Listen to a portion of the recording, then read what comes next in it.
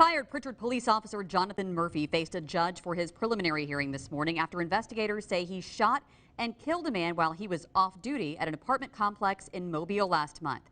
Murphy appeared out of custody after posting his $200,000 bond. Megan Mackey asked him about allegations against him outside the courtroom following the judge's ruling to bound his case over to a grand jury. Jonathan Murphy didn't want to speak with us, but his attorney told us outside the courtroom that he isn't guilty of any crime. Did you kill Larry Taylor? Who pulled the trigger? Jonathan Murphy silently walked out of the courtroom today after appearing for his preliminary hearing in a case that stems back to December 21st. Mobile police say he shot and killed 39-year-old Larry Taylor that evening at the Avalon Plaza Apartments.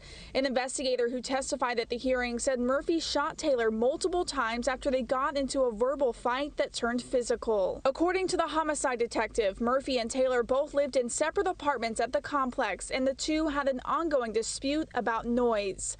Murphy, who was also a Prichard police officer at the time, lived in the apartment at a discounted rate in exchange for being a courtesy officer. Following the murder, Murphy was terminated from the Prichard Police Department. This isn't the first time Murphy has been involved in a fatal shooting. Court records show back in 2017 he allegedly shot and killed an unarmed man in Prichard. He kept his job after that incident, but there is still a federal lawsuit pending in that case. Murphy's attorney told us he was just doing his job as a courtesy officer when this shooting took place. I just don't think Officer Murphy is guilty of anything. He's doing his job as a courtesy officer, and there's plenty of officers that gotten killed over domestic stuff. Murphy remains out of custody on bond until his next court appearance. Reporting in Government Plaza, I'm Megan Mackey for WKRG News 5.